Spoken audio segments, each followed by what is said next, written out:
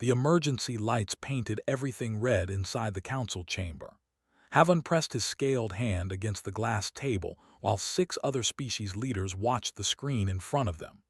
Numbers scrolled across the display, showing an object moving through space at speeds that should not be possible for anything except their own ships. "Show me again," Havan said. The tactical officer rewound the footage.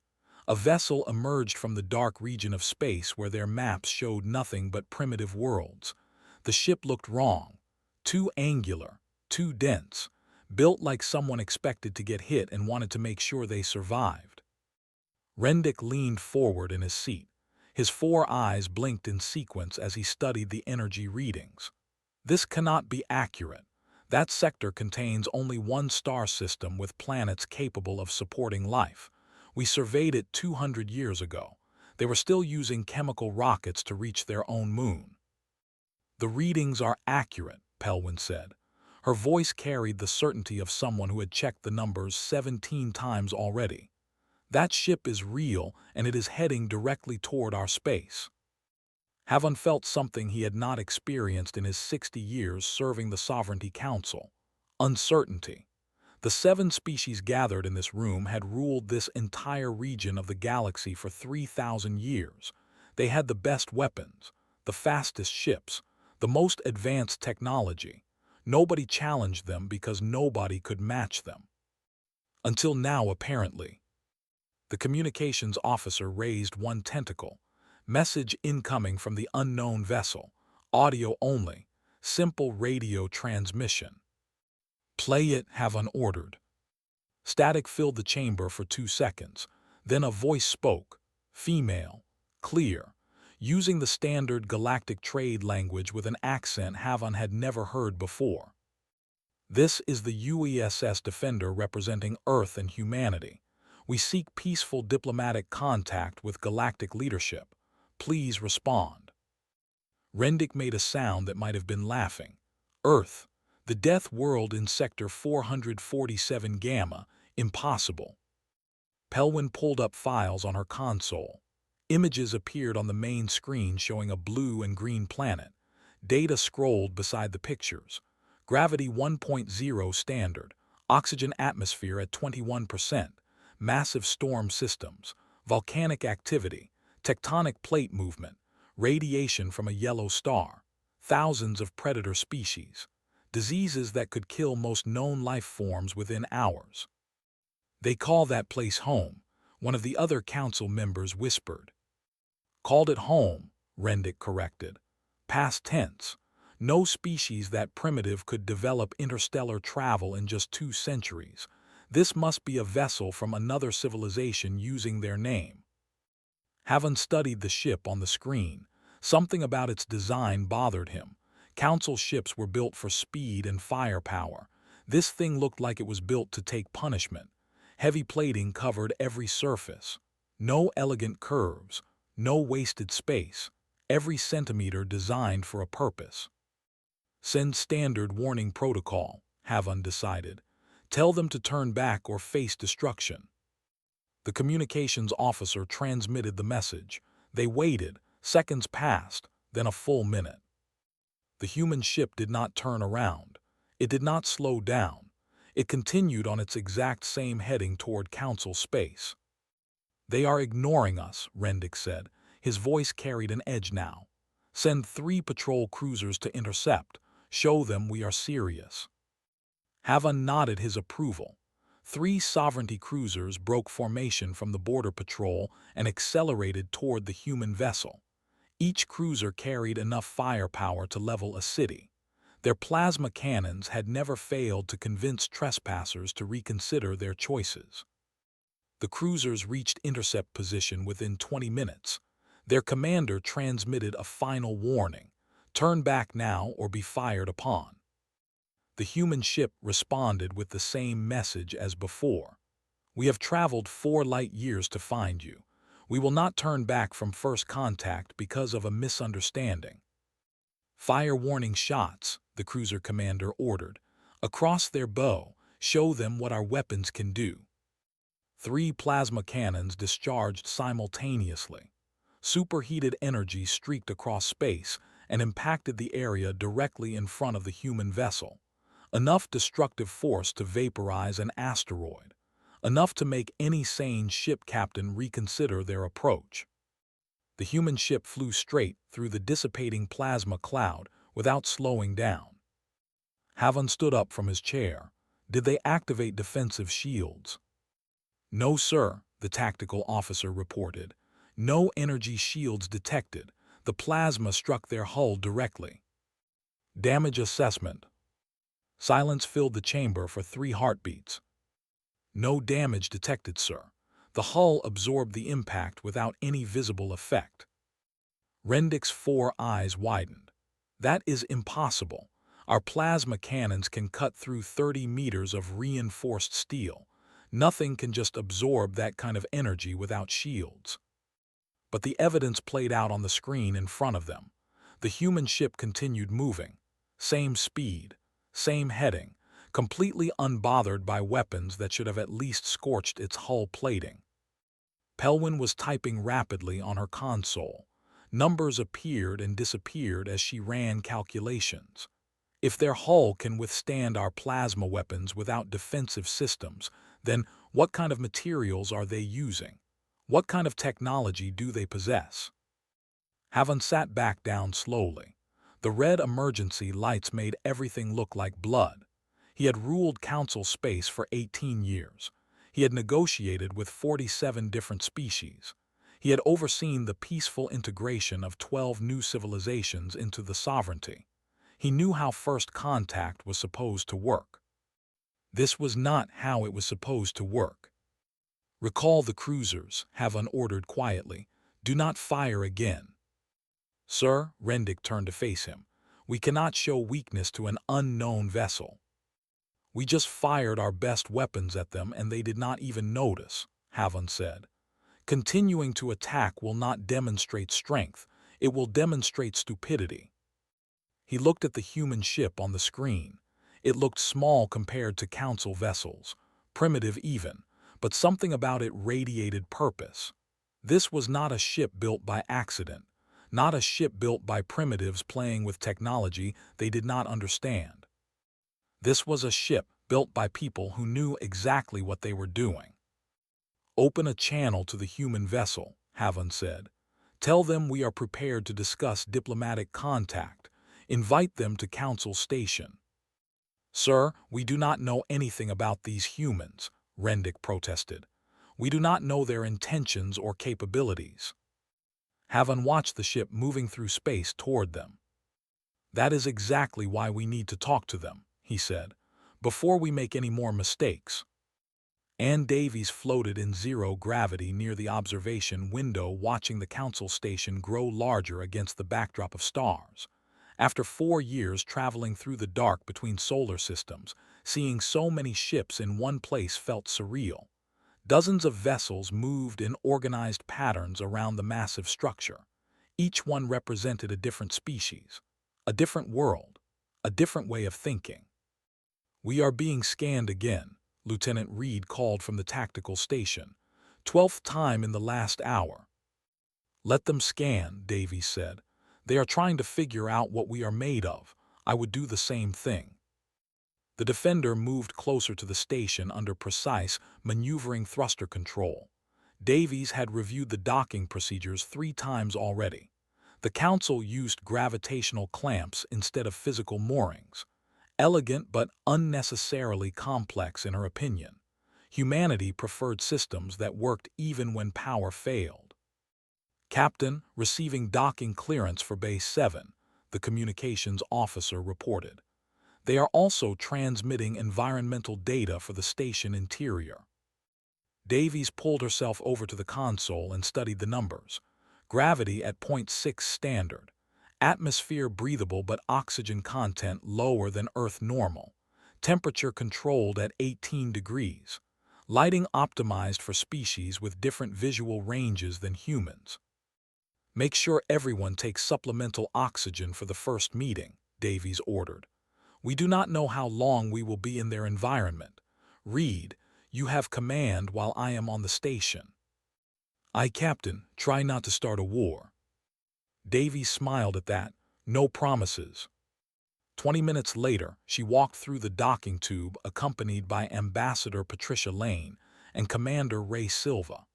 The tube connected to an airlock that opened into a receiving area filled with aliens. Davies had studied every image Earth scientists had collected about galactic species. Seeing them in person was different. A reptilian creature stood near the left wall covered in green scales. Something that looked like an octopus wearing a mechanical suit hovered in the center. Others she could not even classify into Earth categories. The tallest alien stepped forward. Scaled skin, 3 fingers on each hand, eyes that sat too far apart on its head. It wore robes marked with symbols Davies recognized as Council authority. "I am Havon, Prime Director of the Sovereignty Council," the alien said in perfect English. "Welcome to Council Station." "Captain Ann Davies, representing Earth and the United Earth Space Service," Davies replied.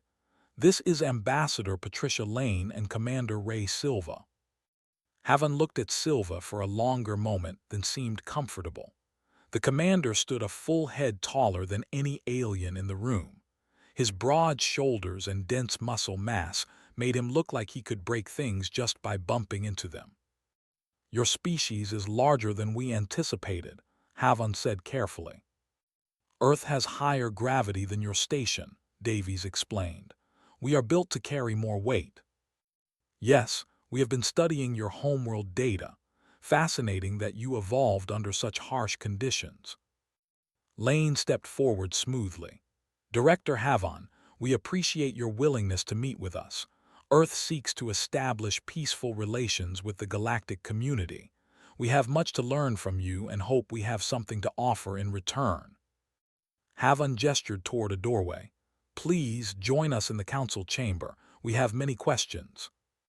They walked through corridors that curved in ways that made Davies feel slightly dizzy. Everything was designed for the .6 gravity. Movement felt wrong to someone used to Earth normal. She saw Silva adjusting his stride to avoid bouncing with each step. The council chamber held 7 alien representatives seated around a circular table. Havon took his position while indicating 3 empty chairs for the humans. Davies sat and immediately understood the problem. The chair was too small, built for beings shorter and lighter than humans. She perched on the edge trying not to break it. Rendick spoke first. His 4 eyes focused on Davies with unsettling intensity.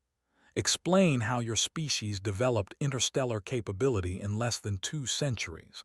Our projections indicated you would not achieve this level of technology for at least 500 more years." Davies glanced at Lane, who nodded slightly. "Permission to answer honestly. 53 years ago we detected artificial signals from deep space," Davies said. "We realized we were not alone in the universe. Our governments united under one conclusion. If there were other civilizations out there, they might not be friendly. We needed to be ready." "Ready for what?" Havon asked quietly. "Ready to defend ourselves, ready to survive, ready to meet you as equals instead of victims." Pelwin leaned forward. "You built that vessel in 50 years, one ship with technology that exceeds our defensive capabilities." "We built the Defender to survive anything the galaxy could throw at us," Davies confirmed. "We did not know what was out here, so we prepared for the worst possible scenario." "And your weapons systems?" Rendick demanded. "How does a species that recently discovered fusion power create kinetic weapons with such destructive force?" Silva spoke for the first time. His voice carried the rough edge of someone who had spent years in combat. "We have been throwing rocks at each other since we learned to walk upright. We just got better at it over time.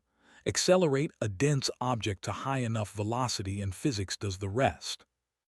"You tested your weapons on one of our surveyed moons," Rendick continued.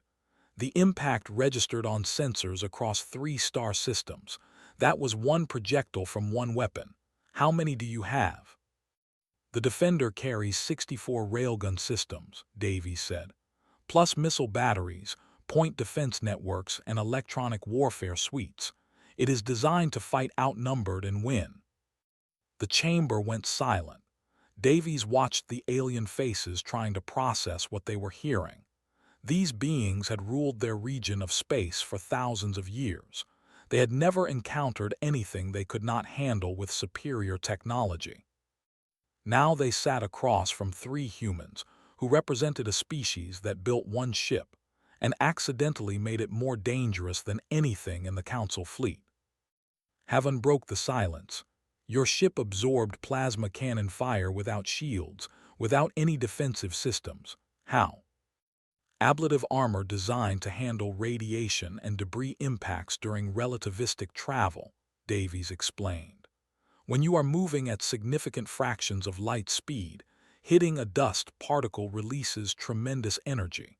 Our hull is built to shed that energy without failing.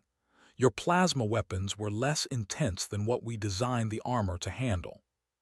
You built your ship to travel at relativistic speeds, Pelwin whispered. But your faster-than-light drives are barely functional. Why design for speeds you cannot maintain? Davies smiled. Because if our FTL drive fails, we still need to get home. The Defender can survive and function using conventional propulsion if necessary. We do not build things that only work under perfect conditions. Lane placed her hands on the table. Director Havan, members of the Council, Earth did not come here to threaten anyone. We came seeking knowledge and friendship. Yes, our ship is powerful. Yes, we prepared for potential conflict. But we would much rather talk than fight. What does Earth want? Havan asked directly. Access to your scientific databases, Lane said. Trade agreements, cultural exchange, permission to establish an embassy on the station. Recognition as a sovereign power with the right to defend ourselves. In return, we offer the same. Earth has knowledge and resources you lack. We can teach you things you have not considered. Partnership benefits both sides. Rendick made a sound like grinding metal. You arrive with one ship and demand equal status with civilizations thousands of years old. We do not demand anything, Davies said quietly. We are offering. You can accept us as partners or turn us away, but understand this. Earth is here now. We are not going to hide. We are not going to submit. We will defend ourselves if necessary and help others who need it. You can work with us or work around us. Your choice. The council members exchanged looks Davies could not interpret. Finally, Havan spoke. We need time to discuss this among ourselves. Please, allow us to show you quarters where you can rest while we deliberate. Davies stood carefully, avoiding putting too much weight on the fragile chair. We appreciate your hospitality, Director. Take whatever time you need. We have traveled 4 light years to get here. We can wait a few more hours. The alert siren cut through the council chamber like a blade. Havan jerked his head toward the main display as red indicators flashed across multiple sectors. Behind him, the other council members rose from their seats while security feeds showed organized chaos erupting across the station. Ravagers, Rendick said flatly, attacking Refuge Point Colony. Pelwin brought up tactical data on the secondary screens. 240 hostile contacts moving in standard swarm formation toward the mining settlement. The colony housed 17,000 beings from 6 different species. Their defensive shields would last maybe 2 hours against that many attackers. Distance to nearest battle group, Havan demanded. 3 days at maximum speed, the tactical officer reported. Response time 4 days minimum to account for engagement and securing the colony. Havan felt his scales tighten against his body. 4 days. The colony would fall in hours. Standard protocol in these situations was evacuation if possible, mourning if not. The Ravagers used numbers as their primary weapon. Crude ships piloted by beings who did not value their own lives. They swarmed defensive positions until either the defenders ran out of ammunition or the Ravagers ran out of ships. Council forces could defeat them, but the cost was too high. Better to reinforce what could be saved than waste resources on what could not. Begin evacuation protocols. Havan ordered. Notify the colony to prepare all available transport vessels. They will not get everyone out in time, Pelwin said quietly. I know. The door to the council chamber opened without warning. Ann Davies walked in, followed by Silva and Lane. They must have heard the alarms. Davies moved directly to the main display and studied the tactical situation with experienced eyes. What is happening? She asked. Council business, Rendick said sharply. Please return to your quarters while we handle this emergency. Davies ignored him completely. She focused on Havan. Those red indicators are hostile forces. Those blue markers are civilians. You have a colony under attack and no way to help them in time. Havan considered lying, considered telling the humans this was not their concern, but something about the way Davies looked at the tactical display told him she would see through any deception. The Ravagers are a nomadic hostile species, Havan explained. They raid outer colonies periodically. We cannot reach Refuge Point before the colony falls. We are implementing evacuation procedures to save as many as possible. How many will die? Silva asked bluntly. Silence answered him. Unacceptable, Davies said. She turned to face Havan directly.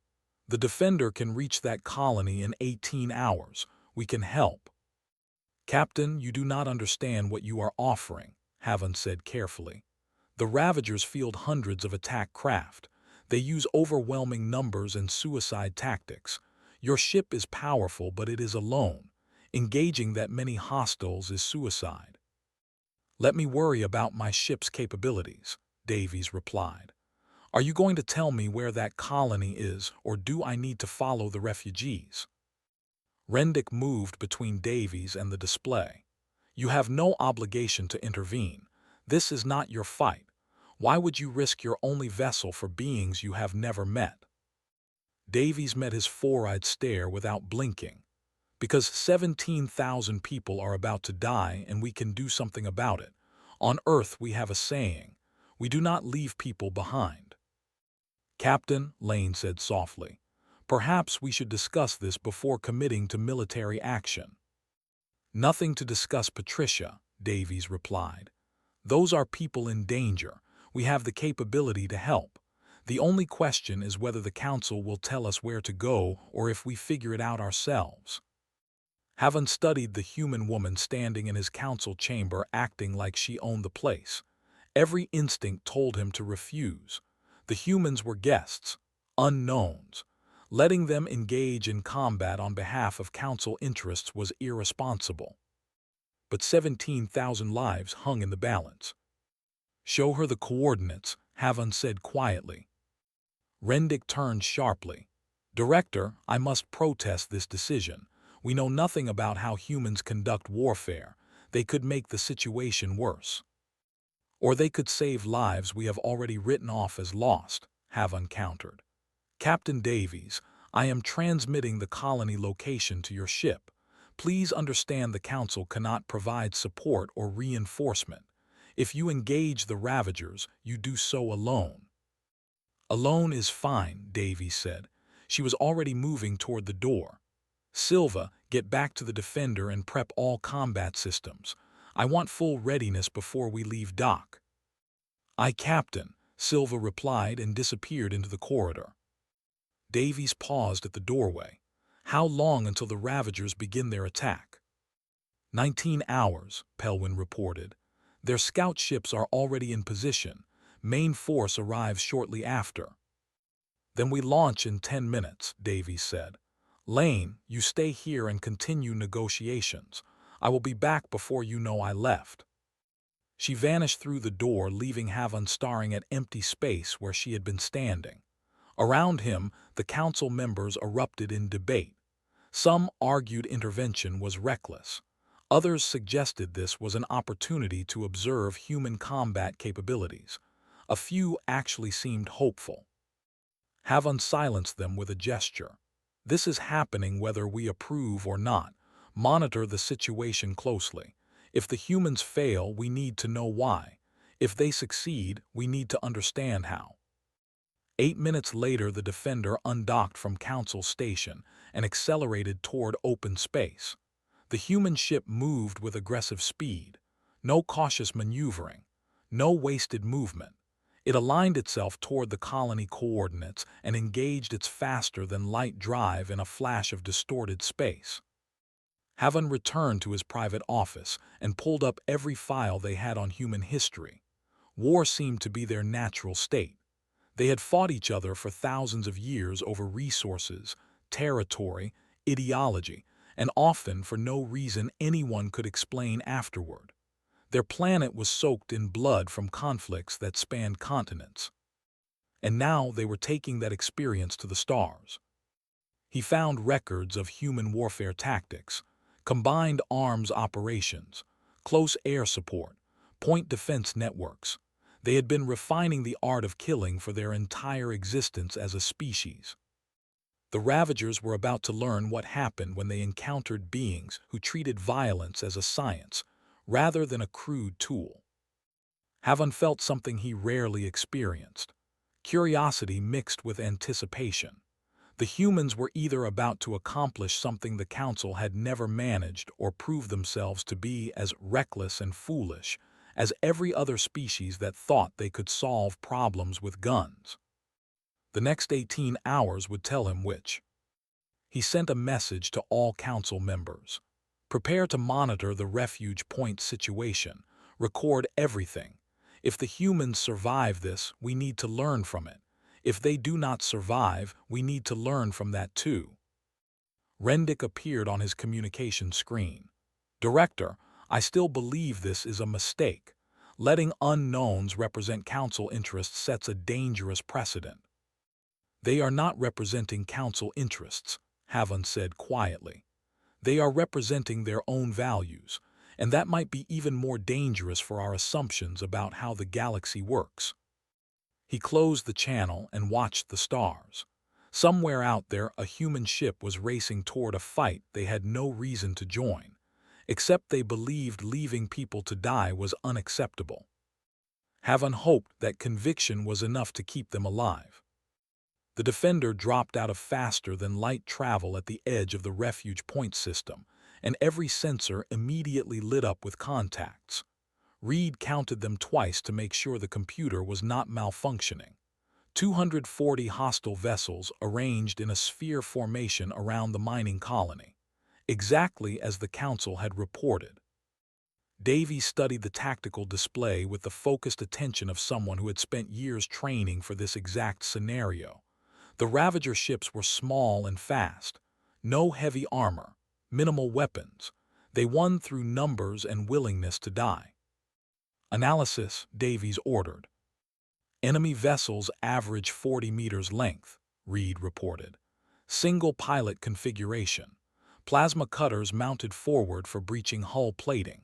Speed and maneuverability below our interceptor drones, but they compensate with quantity. Standard tactic appears to be overwhelming defensive systems through mass attack. What are the colony defenses showing? Shields at 70%. Point defense systems are active, but their tracking systems cannot handle more than 20 targets simultaneously. When the Ravagers commit to full attack, the colony will be overrun in minutes. Davies pulled up communication channels. Refuge, Point Colony, this is Captain Ann Davies of the UESS Defender. We are moving to defensive position. Maintain your current shield configuration and stand by. A voice responded immediately, stressed but controlled. Defender, this is Colony Administrator Tethan. We show one vessel inbound. Confirm you are alone. Confirmed, one ship. That is all you need. Silence stretched for 3 seconds. Then Tethan spoke again. Captain, I appreciate the gesture, but one vessel cannot stop this many hostiles. You should withdraw before they target you. Negative. We are engaging. Keep your people safe, Administrator. This will be over soon. Davies switched to ship-wide communication. All hands, combat stations. This is not a drill. We are facing 240 hostile craft using swarm tactics, point defense systems to maximum automation. Railgun batteries prepare for sustained fire. I want every target tracked and eliminated before they reach the colony. Questions. No one responded. Good. Her crew had trained for this scenario countless times. Fighting outnumbered against multiple fast targets was exactly what human defensive doctrine prepared for. Reed, position us between the colony and the main cluster. Silva, I want targeting solutions on every hostile contact. Priority goes to any ship accelerating toward attack vectors. Captain, defensive grid coming online now. The Defender moved into position with its bow facing the Ravager formation. Colony shields provided coverage behind them. In front spread 240 enemy vessels that apparently believed numbers would win. They were about to learn differently. Hostile formation changing, Reed called. They are committing to attack, all vessels accelerating toward us. Davies watched the display. 240 red indicators began moving in coordinated waves. Groups of 10 ships spreading out to attack from multiple angles simultaneously. Classic swarm pattern. Overwhelm the Defender by forcing them to divide their attention. All point defense systems to full automatic, Davies ordered. Engage when they reach maximum effective range. Show them what human engineering looks like. The Ravager ships closed the distance rapidly. 50,000 kilometers, 40,000, 30,000. They were fast and their pilots clearly knew their ships well. This was not their first colony raid. At 20,000 kilometers, the Defender opened fire. 64 close-in weapon systems activated simultaneously. Each system consisted of multiple railgun barrels capable of firing 10 rounds per second, with automated tracking that could engage separate targets independently. The systems were designed to destroy incoming missiles traveling at orbital velocities. Against spacecraft moving in predictable attack patterns, they performed like precision instruments. Space erupted with kinetic death. Tungsten carbide rounds accelerated to hypersonic velocities across the distance in fractions of a second.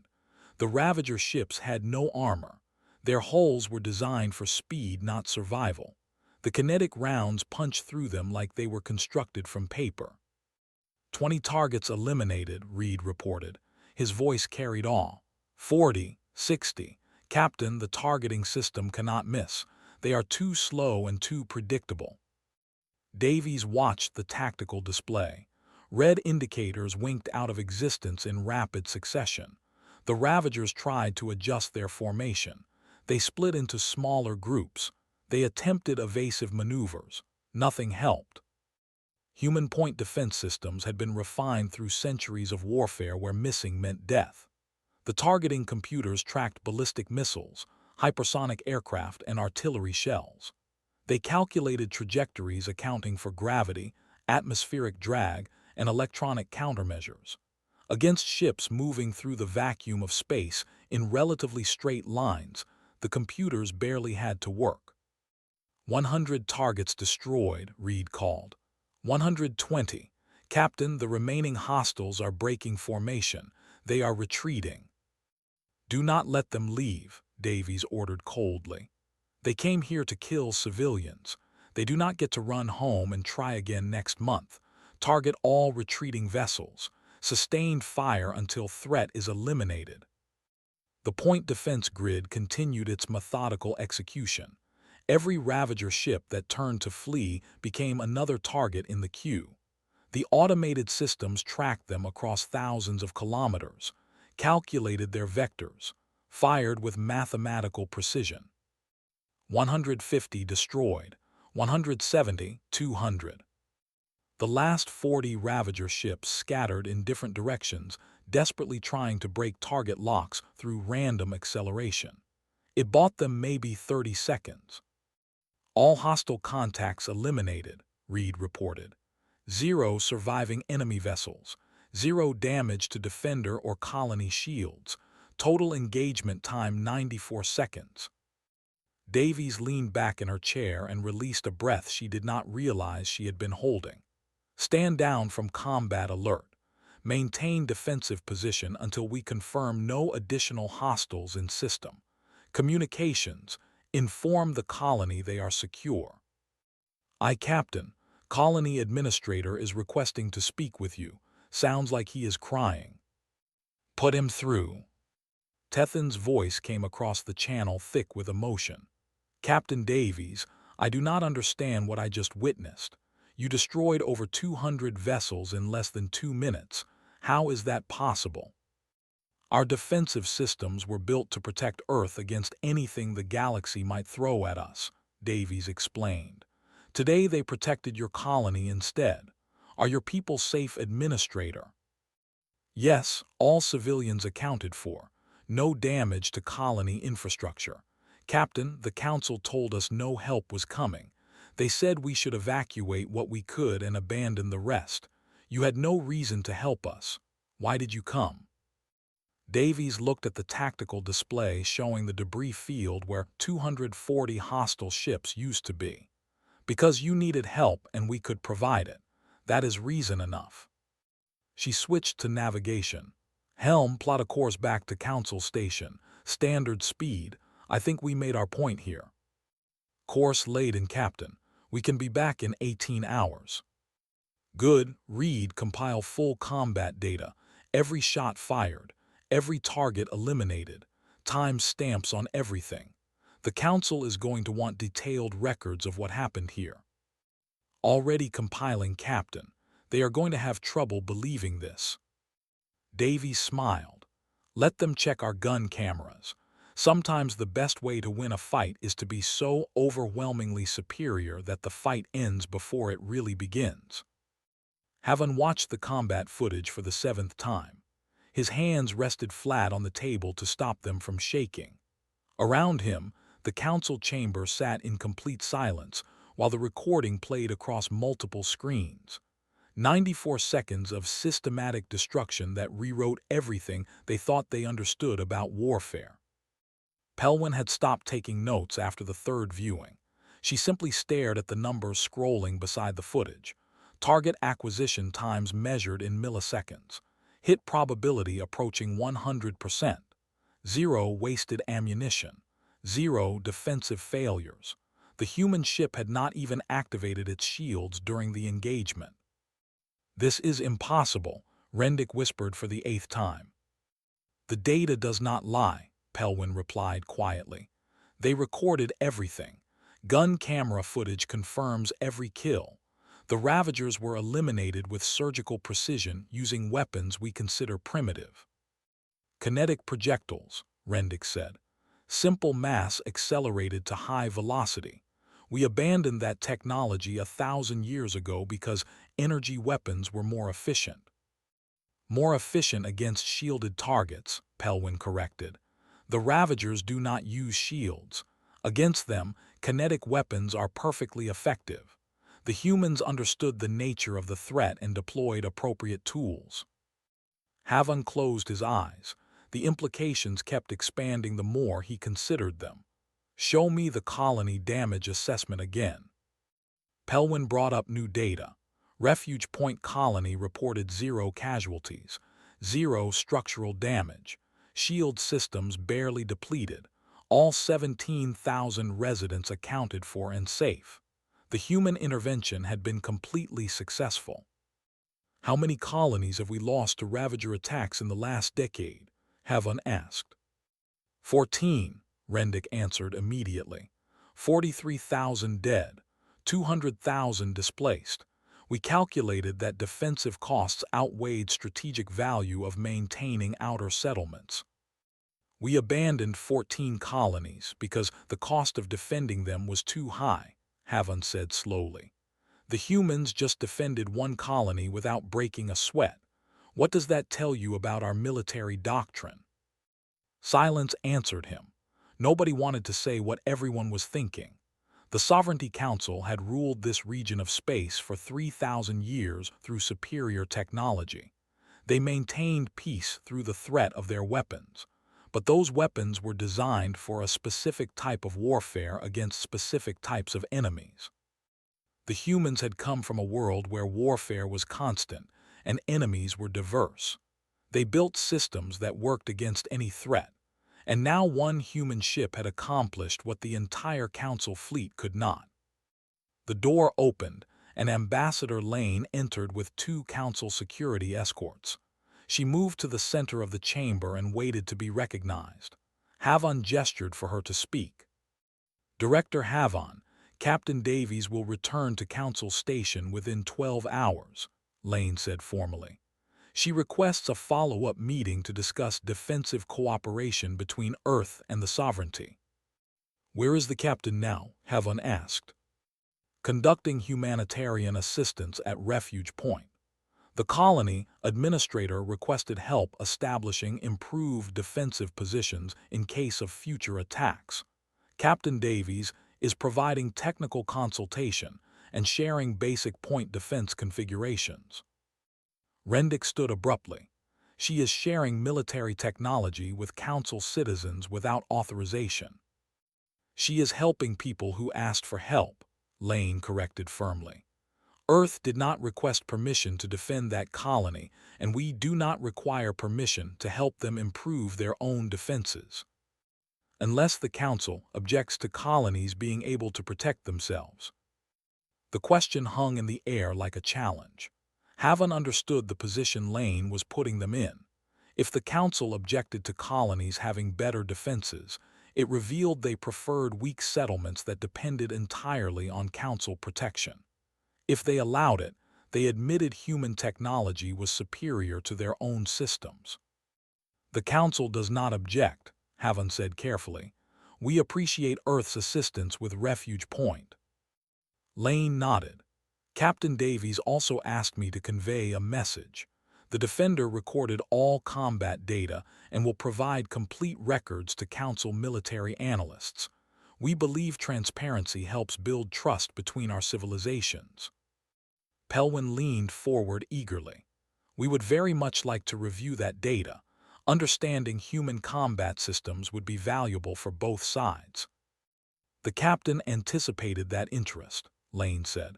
She will present a full tactical briefing when she returns. However, she wanted me to clarify one point.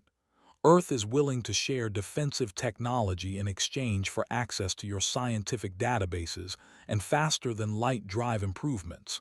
Fair trade benefits everyone. Havon saw the calculation immediately. The humans knew exactly what they had. They arrived with one ship that could protect what the Council fleet could not. Now they were offering to share that capability in exchange for technologies that would let them build more ships faster. Within 5 years, Earth could have a fleet. Within 10 years, that fleet would rival the entire Sovereignty military. Not through conquest, but through mutual exchange that happened to favor human advantages. The Council will consider Captain Davies' proposal, Havon said. In the meantime, please convey our appreciation for her intervention at Refuge Point. Many lives were saved today because of Earth's assistance. Lane smiled. The captain will be pleased to hear that. She believes strongly that the galaxy works better when civilizations help each other rather than compete for dominance. After Lane departed, Havon turned to face the other Council members. We need to discuss this situation honestly. What just happened changes everything. One battle does not rewrite 3,000 years of stability, Rendick protested. It does when that one battle demonstrates we have been wrong about fundamental assumptions, Havon countered. We believed our technology made us superior. We believed overwhelming force maintained peace. We believed colonies could not defend themselves against determined attacks. The humans just proved all 3 assumptions false. Pelwin pulled up new projections on the screens. If Earth applies Council faster-than-light technology to their current ship designs, they could construct 20 vessels within 3 years, 50 within 5 years, each one as capable as the Defender. An entire fleet that could protect every outer colony simultaneously, one of the other Council members said quietly. No more calculated losses, no more abandoned settlements. And we would owe them for that protection, Rendick said bitterly. We would become dependent on human military superiority. Or we could become partners who learn from each other, Havan suggested. They need our faster-than-light technology and scientific knowledge. We need their defensive systems and willingness to act. Combining our strengths benefits everyone. You are proposing we integrate Earth into the Sovereignty Council as full members, Rendick said, after knowing them for less than 2 weeks. I am proposing we recognize reality, Havan replied. The humans are here. They possess military capability that exceeds our own in specific critical areas. They demonstrated willingness to protect Council citizens at no benefit to themselves. We can embrace them as allies or push them away as competitors. Which option serves Council interests better? The chamber erupted in debate. Some members supported immediate integration. Others demanded caution and lengthy evaluation periods. A few openly worried about human ambitions once they possessed both superior weapons and faster travel. Havan let them argue while he studied the combat footage one more time. 94 seconds that changed galactic politics forever. Before the Defender arrived, the Sovereignty Council maintained order through the threat of their military power. Now everyone would remember that one human ship accomplished what the entire Council fleet could not. And that ship was just the first of many. The galaxy thought it ruled power through technology and ancient authority. Earth arrived and demonstrated that true power came from the willingness to act when others would not. Havan suspected the next few decades would be very interesting indeed.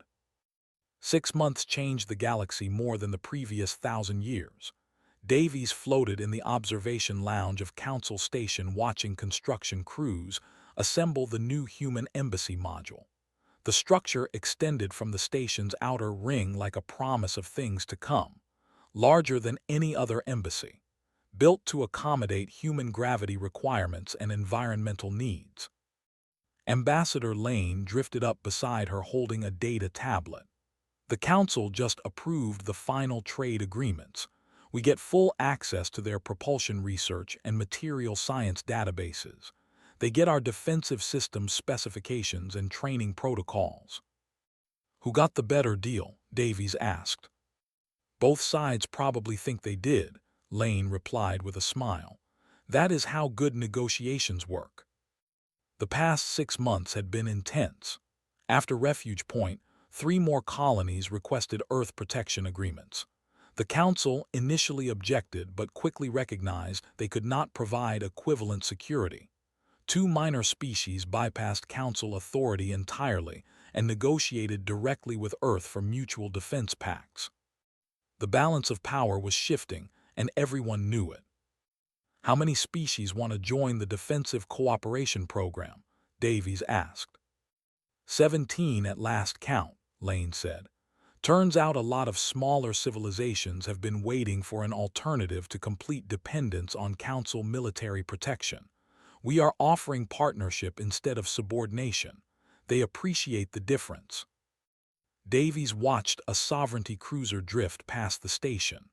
Older design, built before humanity arrived, already obsolete in ways the Council was just beginning to understand. Not because it lacked firepower, but because it was designed for the wrong kind of warfare. Any word from Earth on the new ships? Davies asked. The Vanguard launches next month, Lane reported. Modified design incorporating Council propulsion systems. She will be twice the size of the Defender and carry enhanced weapons packages. 3 more ships are under construction with expected completion in 18 months.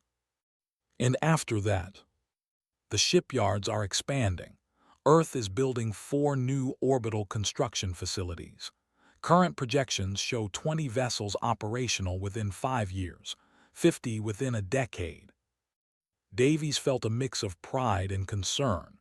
Earth was moving fast, too fast perhaps, but the galaxy had proven to be more complex and dangerous than anyone anticipated.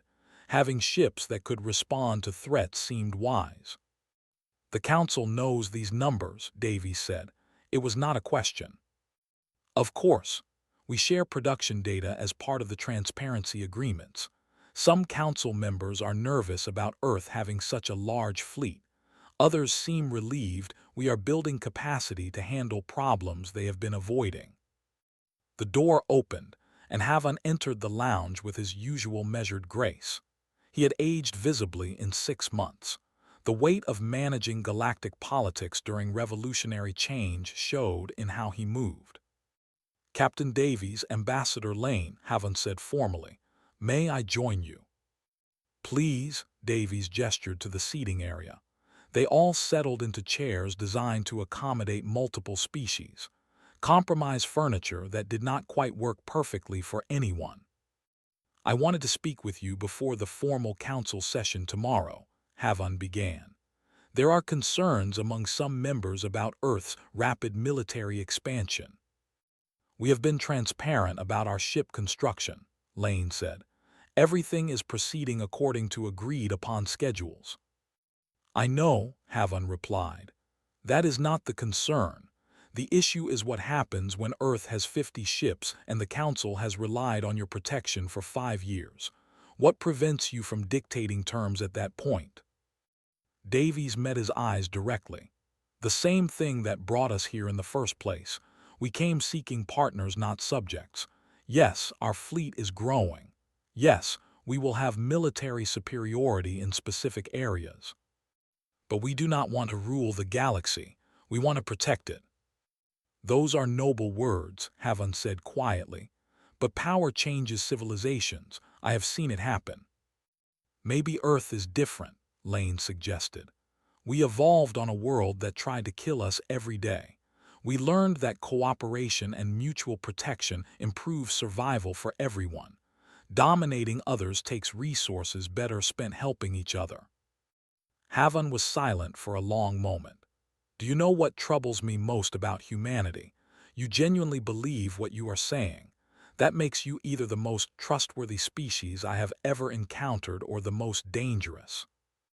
"Why not both?" Davies asked. "We can be trusted to help those who need it and dangerous to those who threaten innocence. Those positions are not contradictory." "They are in council politics," Havan said. "Power and trust rarely coexist here." "Then perhaps council politics need to change," Lane said firmly. "The galaxy is bigger than any one civilization. Threats exist that none of us can handle alone. The Ravagers are just one example. There are deeper dangers you have mentioned but refused to discuss. Ancient problems the Council decided were too difficult to confront." Havan stiffened slightly. "You have been paying attention." "Of course," Davies said. "We hear things. Regions of space the Council avoids. Phenomena you contain rather than investigate. Mysteries you have decided to leave alone because the costs seem too high. Eventually someone will have to address those issues. Why not do it together?" "Because some dangers are better left undisturbed," Havan replied. "That is fear talking," Davies countered. "Not wisdom. Running from problems does not make them go away. It just delays the inevitable confrontation until you are less prepared." Havan looked at both humans with an expression Davies could not quite read. Concern mixed with something that might have been hope. "If Earth is determined to confront every challenge in the galaxy, you should understand what you are committing to. There are things out there that have destroyed civilizations more advanced than either of us." "Then we will face them together," Lane said simply. "That is what partners do." The observation lounge fell silent except for the background hum of station systems. Outside the window, ships from a dozen species moved in coordinated patterns.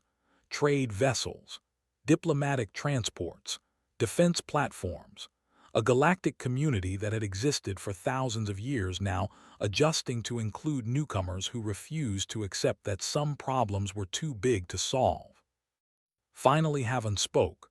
"Tomorrow the Council will vote on Earth's petition for full membership status. I believe it will pass unanimously. We need you. Not just your weapons or technology. We need your perspective, your willingness to act when others hesitate, your conviction that protecting the innocent is worth any cost. We appreciate the Council's confidence, Lane said formally. Do not thank me yet, Haven warned. Full membership comes with responsibilities. You will be expected to help address situations across Council space. Some will be military threats like the Ravagers.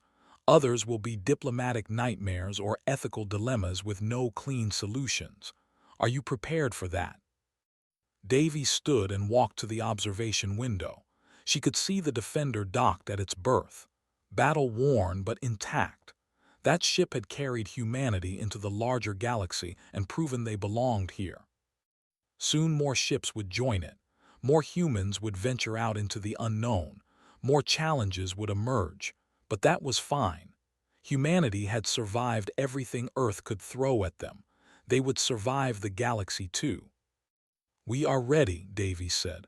Earth did not come here to hide. We came to help.